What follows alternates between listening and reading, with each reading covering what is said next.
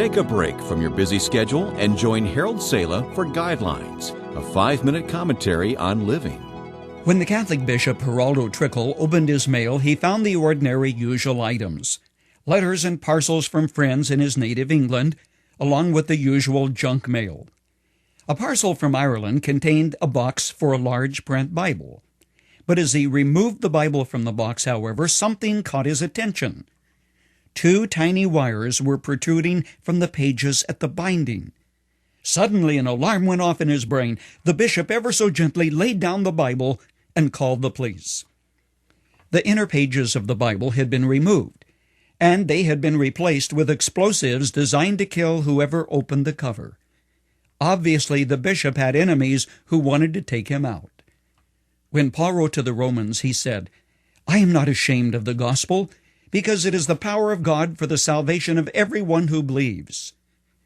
The word Paul used for power is dunamis. We get our word dynamite from that.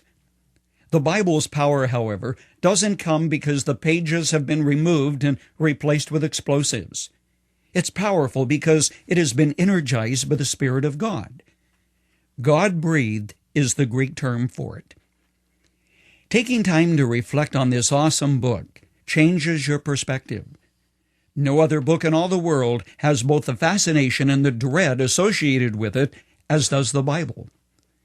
When customs officials in a communist country once informed me that I couldn't take a dozen or so Bibles into that country, I asked, "Why? Why do you fear this book? It only makes people honest and trustworthy. It results in their being good citizens. There's nothing to fear in this book."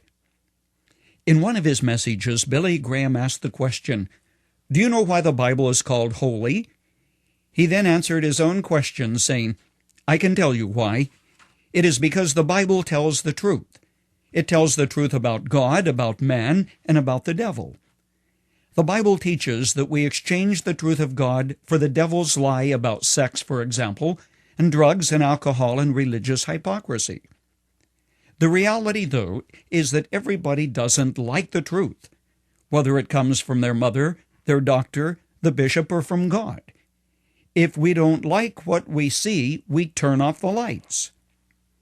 Soren Kierkegaard, the Jewish philosopher and theologian, once wrote, "When you read God's Word, you must be constantly saying to yourself, 'It is talking to me and about me.'"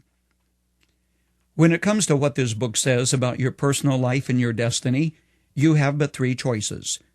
You can abide by it, striving to follow its direction, accepting the truth of what it says, or you can deny it and push it aside, hiding behind a multiplicity of excuses, smokescreens saying that the truth is found in all religious expressions, so why accept what the Bible says exclusively?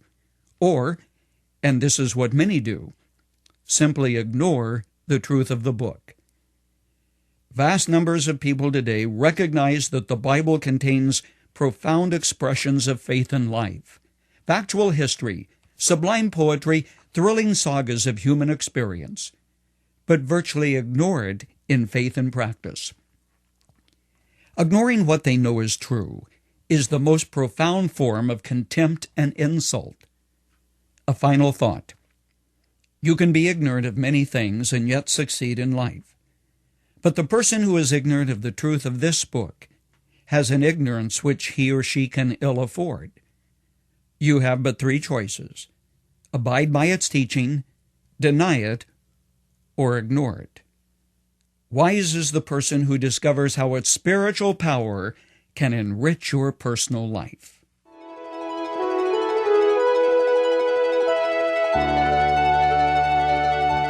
You've just heard Dr. Harold Sala with Guidelines, a 5-minute commentary on living.